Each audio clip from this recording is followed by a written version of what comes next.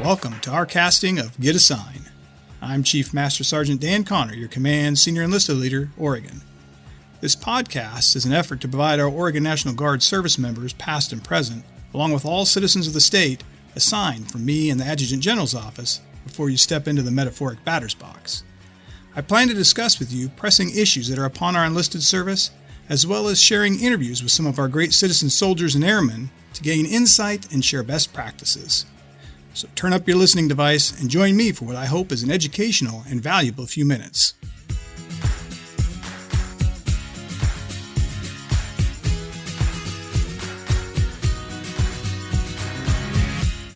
Today I have the pleasure and privilege to introduce and reintroduce our Land Component and Air Component top enlisted leaders, Command Sergeant Major Lee Smith and Chief Master Sergeant Mark McDaniel. As you've heard me state before, I believe it's important our service members know who their leaders are, and this media allows me to introduce them so you get an opportunity to get to know them. Getting to know what is important to them and understanding and knowing their path can help you better create a path forward for yourself as well as your subordinates. Between these two, they have more than 65 years of enlisted experience. Both of them have served all over our country and abroad. Command Sergeant Major Smith is the Land Component Command Sergeant Major. He was recently selected to serve in this capacity and begins his full-time orders in March. His primary job is to advise the Land Component Commander regarding enlisted issues in collaboration with the Land Component Chief of Staff, Colonel Carl Pond. Sergeant Major Smith, tell us your story. Who are you, and what experiences shaped your leadership style and character? All right. Good morning, everyone.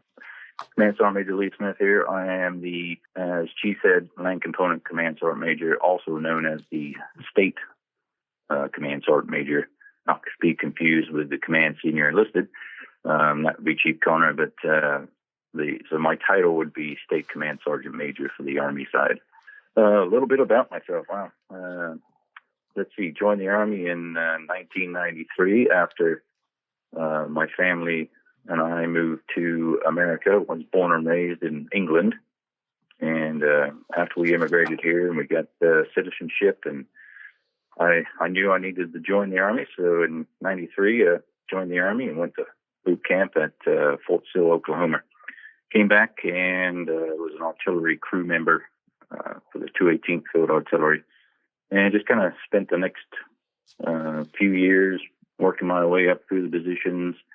In 2001, I changed MOS for a little bit, went to the infantry side of the house, and did a few schools with the infantry, and then decided to go back to the artillery. There's many reasons for that, mostly because they had trucks and they didn't have to walk everywhere. But that was my humor for the day, by the way, Chief. I was laughing inside. Anyway, get back to the artillery.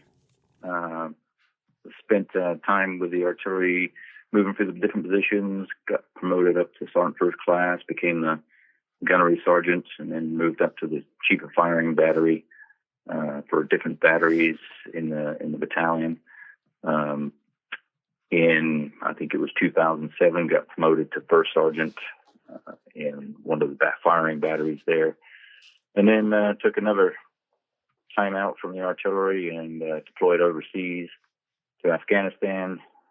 Spent some time over there doing all kinds of crazy stuff, and came back and actually went into a first sergeant position at a forward support company. And spent 3 years there, learned leaps and bounds about the forward support side of the house, and the transportation and fuel and cooks and all kinds of crazy stuff. That was one of my best experiences actually in the Army, was in the forward support company.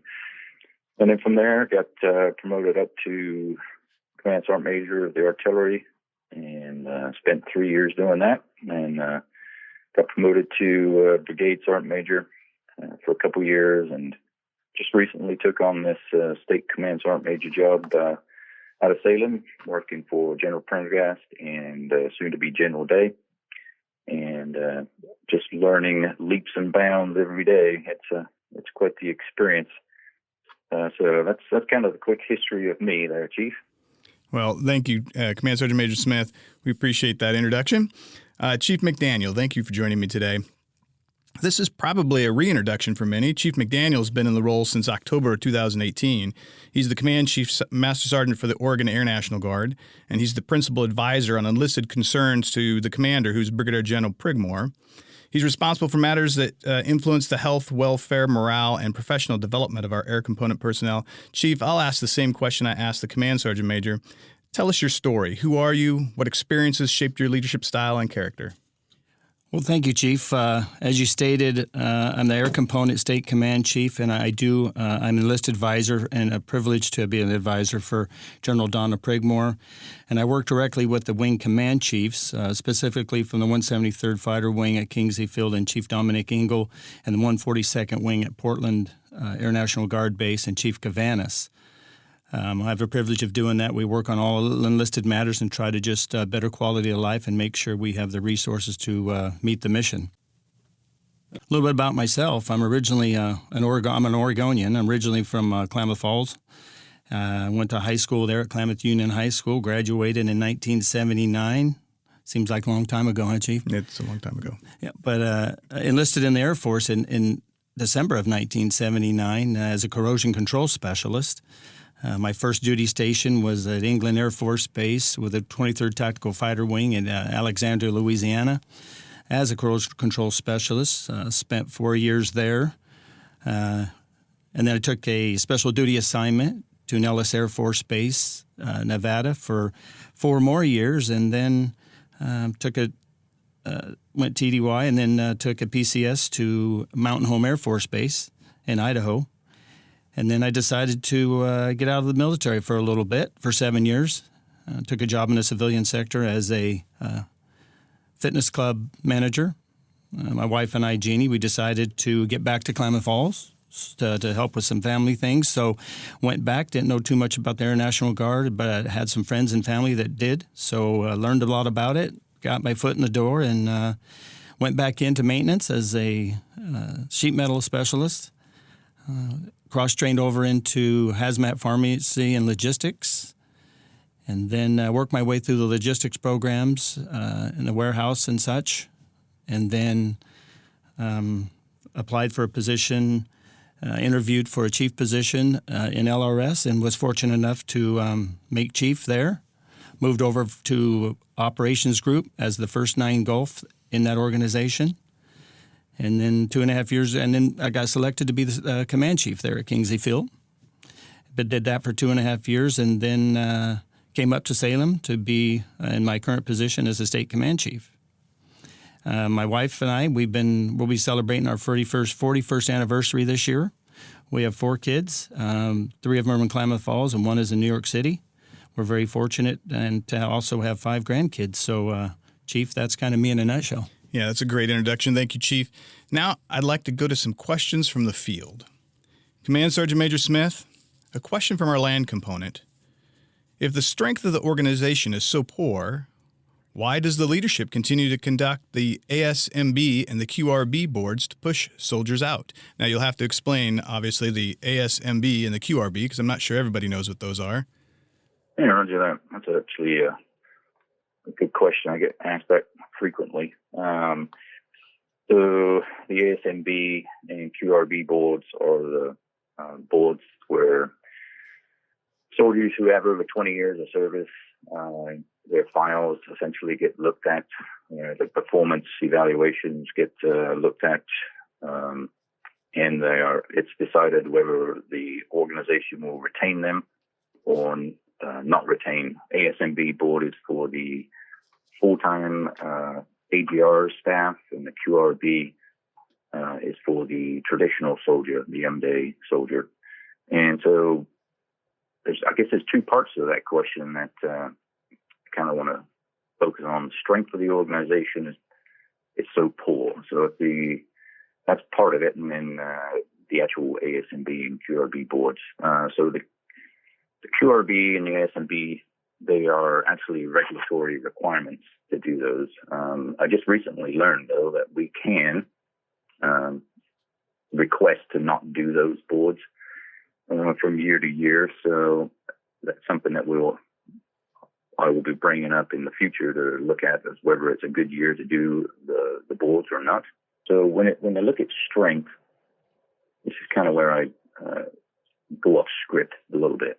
The strength of the organization on the Army side of the house relates to retention mostly. So we struggle with retention in the mid-grade NCOs. So the senior E5, the E6, and some E7s. And we also struggle with retention when it comes to first-term enlistments, whether it be a PFC or a specialist coming to the end of their 4-year or 6-year enlistment.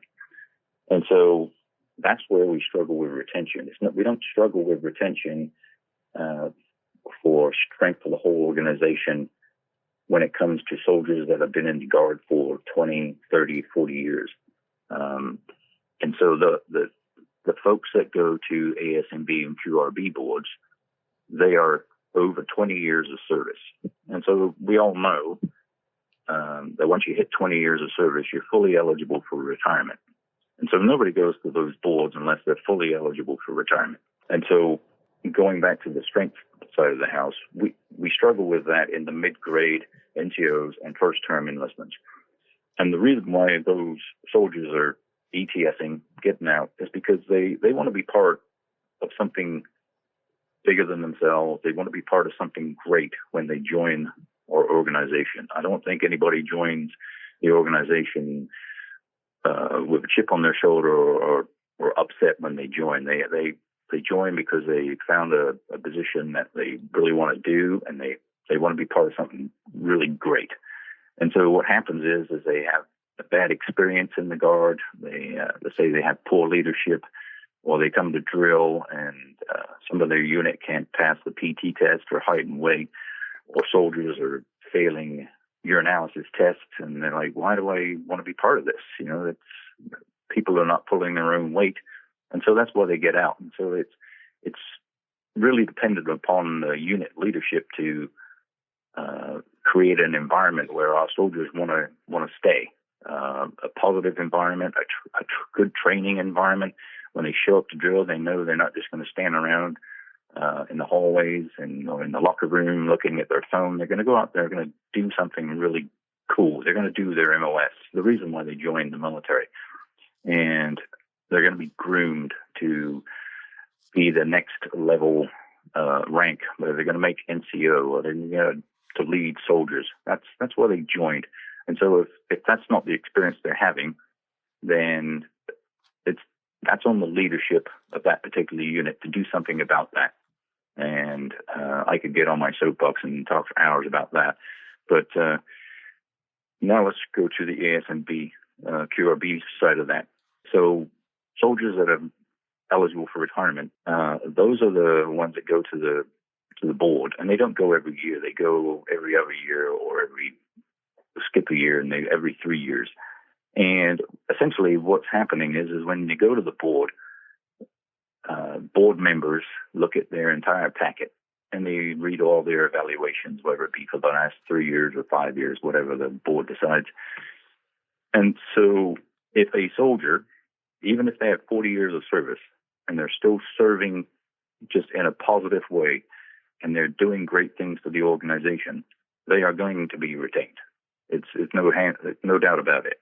I've sat on these boards as a board member, and I can honestly say the only folks that don't get retained, and it's a very small number, and so overall strength is usually not affected by very much at all. And they're usually soldiers that hit that max point. They're no longer adding to the quality of the organization. They're just kind of ready to retire, and we just kind of thank them for their service and help them out the door with a good, solid retirement with all the benefits that they've earned over, let's say, it's the last 25, 30 years. And so that's typically how that goes. So overall strength is really not affected too much because there's very few soldiers that are not retained. Now, there are caveats to that. I mean, it's just not a black and white thing to the QRB and the ASMB. I mean, there's a lot of different factors. And again, every soldier that goes to the QRB or an ASMB have earned that retirement. Nobody takes any benefits away from them at all when they go to these boards. So I think maybe I answered the question there, Chief. Yeah, I think so. For those of us on the air side, to kind of get a grasp of what you're explaining, it's very similar to what we refer to as force management. So it sounds like there are times when the force needs to be balanced for whatever reason, and you balance it using these tools, the ASMB and the QRB, which are tools to force manage the force. Yeah, essentially. All right. Thank you so much. Appreciate that answer. Chief McDaniel, here's one from the air component. Simply, what keeps you awake at night? Well, Chief, that's a great question, because obviously there's a lot of challenges now going on, not only in the military, but in our society and our cultures. But, one thing I think that I want to make sure that our service members try not to fall into any stagnation is don't be your own limiting factor. And what I mean by that is, there's things that we need to accomplish in order to make ourselves competitive for whatever career aspirations we want to attain. And we can all also agree that there's never a time in our busy schedules to take a college course or to enroll in a professional military education. But I think in the profession of arms, our goal is always to be the best we can be, and not only in our tactical world, which is our upgrade trainings, and job-specific requirements, but also in our development world, such as our PMEs, such as our Airman Leadership School, our NCO academies, and our senior NCO academies, as well as any other development courses that we can apply to and be a part of. I think that's essential. But I think we just have to take the time to continually better yourself. I think when I was a young airman, one of my first supervisors way back in the early 80s talked to me about this exact topic, about do not be your own limb fact. He told me to keep pushing, to keep pushing to broaden your horizons, because that's why from the enlisted corps in all militaries, that's the leading edge. That's how other adversaries, peer-to-peer adversaries they kind of take a look at our enlisted corps and want to emulate that. But as you progress through your careers, I would advise you to open up as many doors as you can, because you never know when one might open, especially one that you weren't expecting. And if you are educated, have your education up to date, and your upgrade trainings and stuff, then you can be competitive for a lot of different things. And this can happen because you're ready, because it happened to me. Opportunity arose when I least expected it, and that supervisor way back in the day taught me to not be my own limiting factor, and I wasn't. So my challenge is for everybody to be ready for that next door to open. So, Chief, that's a little bit what keeps me up at night, to make sure our airmen and all our service members keep pushing to better themselves and don't be their own limb fact. Yep, makes perfect sense. Thank you, Chief. Okay, I got one for both of you. Like I stated in the beginning of this podcast, 65 years plus of combined service. What one piece of advice can you provide our service members that you wish you knew earlier in your career? Sergeant Major Smith, we'll go with you first. How about that? Great question. And I think Chief McDaniel has answered some of that question in his last comments there. One piece of advice: if there's an opportunity that comes up, jump on it. Absolutely go for it.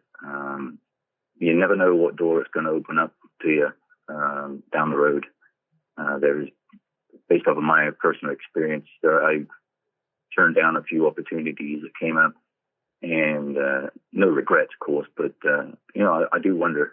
I wonder what kind of opportunities that would have led to. And kind of kicked myself a little bit for not doing some of those, but the ones that I did jump on, and what it opened up to me throughout my career is, boy, thankful for that. It's that is a solid piece of advice right there. The other piece I would say is train the future. We don't spend as much time as we should training our future, and if you care about the organization as much as I do anyway, having quality leaders to be our replacements when we leave, and we're retired and everybody's forgotten our names. Having somebody that can take over the reins is crucial, and put the time and effort into doing that. We get busy with all the other requirements and that we have to do, and some of the first things to go to the wayside is professional development, whether it be non-commissioned officer professional development or officer professional development. We got to put the time into doing that and training our future. So take those opportunities and train your future. Right. Yeah. Thank you. Chief McDaniel, what do you think? Well, I personally think that one thing that we can't miss and the opportunity to do is communicate. I think sometimes, like the Command Sergeant Major said, sometimes we get caught up in our day-to-day lives and routine and we forget to communicate. And I think, again, going back to my younger days, somebody told me to, and we always, it's always a challenge for all of us, is sometimes we get in a conversation and we have a thought that we want to say right away, and we end up sometimes not listening to what's being told to us. And that's where I would probably say that when we try to communicate, if you're a supervisor or being supervised, I think that communication process leads us all the way up to what we talked about today in regards to not being your own limfac and things like that. And so you take it and you communicate and really take the time to listen. Kind of just try to not say anything for a minute and just listen, because sometimes a younger service member can give you advice that maybe if you would have just listened, they would have probably gave you something that you can use someday. So I think the biggest thing is communication and taking that time to sit down, because there should never be a surprise as to where you are in your career and what your supervisor's standards, expectations, and standards are, because you should know. And if you don't know, you should ask. And like I tell a lot of new senior NCOs, or the first time somebody's a first-time supervisor, at that point in time in your career, it's not about you anymore. It's about you taking care of that airman or soldier or what it may be, because that communication process will take them to where you need to take them and where they want to go. All right, thanks. I have one. I would say that early in my career, I learned things the hard way, and I would suggest that you don't have to learn things the hard way. Find a mentor. Ask questions. It's okay to do that. And I think about year 5 or 6 in my career is when I wised up a little bit and found people to emulate, found leaders, found people of my own rank that could help mentor me even. And that led to some real success. So I had some fantastic leaders. I just waited or mentors rather. I just waited way too long to go get them. So that would be the piece of advice I'd hand people is go find that mentor, find somebody. You don't have to do things the hard way. You don't have to learn things the hard way. And I think that'd be my piece of advice. All right. Now it's time for me to take on one of these questions. So here we go. An incredibly large percentage of service members experienced a multitude of pay issues this past year during O-Plan Smoky while on state active duty. What's being done to ensure our service members don't have to experience that hardship next go-around? As you can imagine, this is going to be a tough one. So first and most importantly, let me tell you that your leadership at the highest levels are aware and have recognized this frustration. I could speculate a host of issues, such as it's a 3-agency process that's disjointed, or that the quality control isn't equipped with the tools that they need to do anything more than simply ensure completeness, or the members aren't updating their packages when life changes happen. Although some of these could be true, it's only speculation, and the root issue or issues need to be discovered so that a quality process can be developed to ensure mitigation. With that said, please rest assured that a continuous process improvement team has been recommended. This team will excavate the root cause and recommend improvement areas, and then, and most importantly, they will reevaluate or follow up to ensure that the new changes are effective. What's most important for you to hang your hat on here is that leadership is aware and committed to improving the process. So I know it sounds a little political. There's not a real answer there, but like I said, hang your hat on knowing that the leadership at the highest levels are aware and that they're truly committed to fixing the process. Okay, Thank you so much. With that, I'm going to say thank you to Chief McDaniel and Sergeant Major Smith. I appreciate you guys being here this morning. I hope everyone got a little bit of an understanding, got to know you guys just a little bit better today. And with that, I'm going to close the book on this episode of Get a Sign. Thank you. Hey, thanks for having us, Chief. Sure.